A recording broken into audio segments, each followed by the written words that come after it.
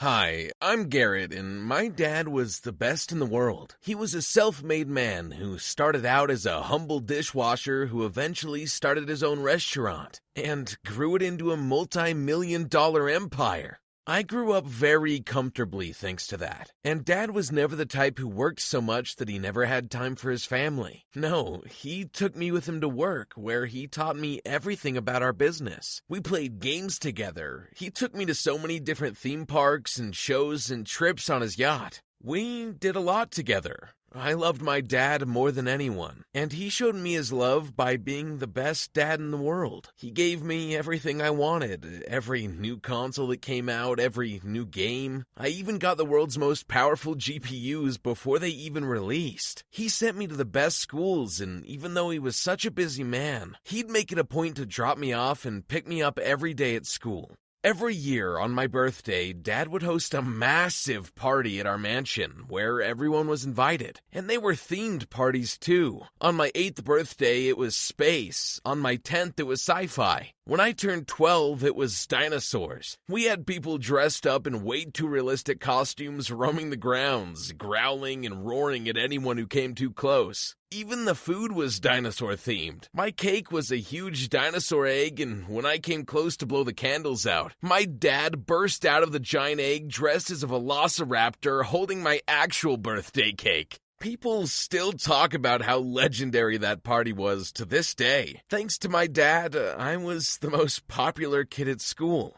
My best friends always hung out at my place, and I never ran out of people to play games with. Oh, and the girls. There was always a line of girls waiting for me to get to school, and they'd do anything just to get my attention. Life was heaven. That was until I went to college and Sophie was born. No, Sophie didn't ruin my life. My mom did. She had no desire to have another kid, but my dad really wanted a girl, and he wanted me to have a sibling, and I wanted that too. But Mom kinda went nuts. She was so against having another baby, but Dad bought her an island in exchange. Mom was a typical gold digger. Everything had a price, and for her, a baby was worth as much as a small island off the coast of Florida. She didn't even carry Sophie. She hired some poor babysitter to be her surrogate. What am I, a breeding cow? I can't be dealing with pregnancy weight again.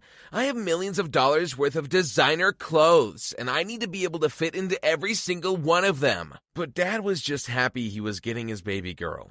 On the day that Sophie was born, the babysitter confessed something. She had seen Mom flirting with one of the guards we had at home, and she saw them making out. That started the ball rolling. Dad confronted Mom. They got into a huge fight, and that made Dad take back her island getaway. Mom probably wanted that island so she could go and build a new life there with her bodyguard, and now Dad put an end to it. He also fired the bodyguard, and so Mom began to resent our family. She started plotting revenge, and revenge came in the form of a lawsuit. For weeks, she worked in silence and in the shadows. She planted seeds of evidence against my dad, and when time came for her vengeance, Mom leaked the documents to the world. And it painted a picture of my dad, which led people to believe that he was evading taxes. Not only that, she made it look like he was stealing his employees' tips. Dad's reputation got trashed by the media, and a week later, he was picked up by the feds. It only took 3 months, and he was behind bars for 10 years. Mom took everything. She had planned the whole thing so before the state could take any of our possessions, she had already whisked them away to an offshore, untraceable account. She got everything she wanted. She even got back her island. And just like that, she and her bodyguard disappeared and were never heard from again. She left us with nothing but the house. I was fresh out of college and had nothing to my name. She even managed to steal my trust fund.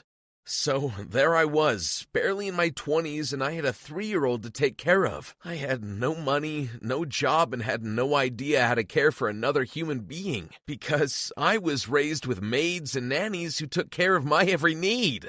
Luckily, my dad had a bunker that was stocked with years and years worth of food. I learned everything I could on WooTube. I took my little sister with me to visit my dad in prison every week. And with his help, I got contacts and I applied for a job at all the places that his friends owned. But they all turned me away. They wanted nothing to do with my dad. Even my old friends, the same ones who always hanged out at our house, stopped taking my calls. I decided to apply everywhere I could. I took Sophie with me even to my interviews because I couldn't as well leave a 3-year-old alone at home. And that was when I started noticing that Sophie was a bit of a magnet for girls. I would leave her at the receptionist or the daycare of the company I was visiting, and when I got out of the interview, I'd find a bunch of girls surrounding her. And when I collected her, the girls would ask me all sorts of questions. Sophie was the reason I got a job. The boss who was interviewing me took one look at me holding Sophie in my hands and she offered me the job. She even promoted me a week later on the condition that I bring Sophie with me to the office every day and let her take care of my sister.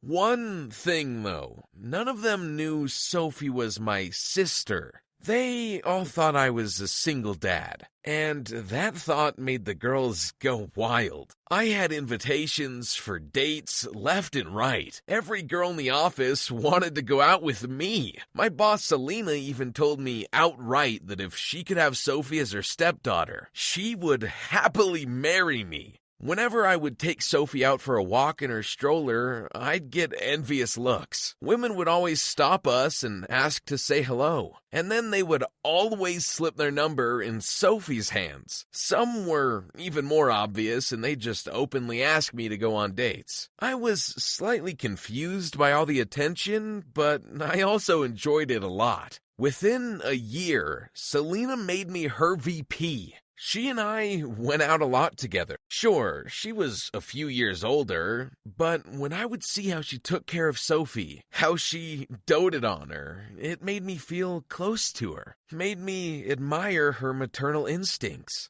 But I dreaded telling her the truth. What if the magic wore off? What if she only cared because she thought she'd gain a daughter if she married me? One evening, we were on a date, and I came clean to her. I took her to my home, and I showed her the portrait of my family. So, you see, Sophie isn't my daughter. She's my sister. I waited for hell to break loose. I waited for her to slap me and tell me I was fired. Oh, you think I didn't know? Wait, what? You work for me. Of course I had to look into your background. So you knew? But why did you play along? I saw a young man dealing with the cards he was dealt with, bravely, and I wanted to help you. I fell in love with you long before you knew. Of course, I love Sophie, but it doesn't change any of that love whether she's your sibling or your daughter. So, now that everything's out in the open, will you marry me, Garret? The whole office attended our wedding. Even my dad was there.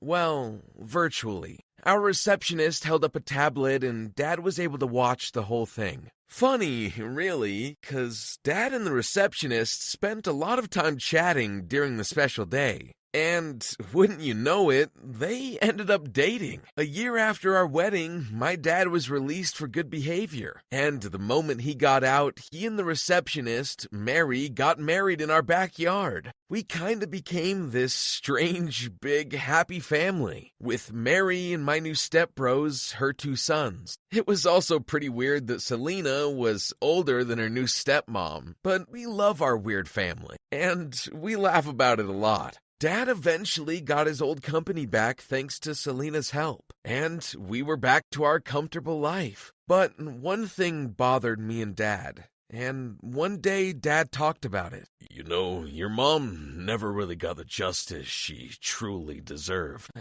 I'm thinking the exact same thing. Ooh, count me in. I want to see her suffer. The way she just left you and Sophie to rot. Unfortunately for Mom, we knew exactly where she was. Seeing that Dad was the one who bought the island, We all arrived in the cover of night, and with the help of some expert spies that Selena hired, we managed to create a hidden headquarters in the island's hidden caves. The first night, my dad and I sneaked into Mom's perfect little island villa while she and her new boyfriend were asleep. We filled her shampoo bottles with hair removal cream, and then we installed a speaker in the attic, and then we waited. The next morning, we heard a scream, and we knew Mom had just seen herself in the mirror. Mary pressed play on her phone, and the creepiest sounds began to play from the attic. We heard the boyfriend scream, and then the door burst open, and the guy went running for his life. "Get away from me!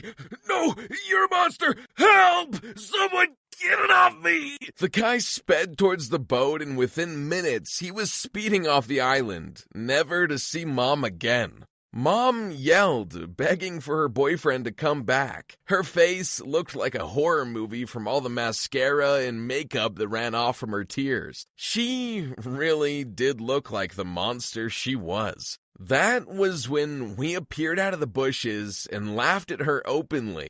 "Oh, by the way, I've bought the island back. You're trespassing, and you need to leave or I'm calling the Coast Guard." Mom refused, and so the Coast Guard hauled her away, bald head and all. It was so satisfying to think that her mugshot would be of her at her worst form. My dad and I built a house for our family, and from that day on, we all lived together on that paradise island.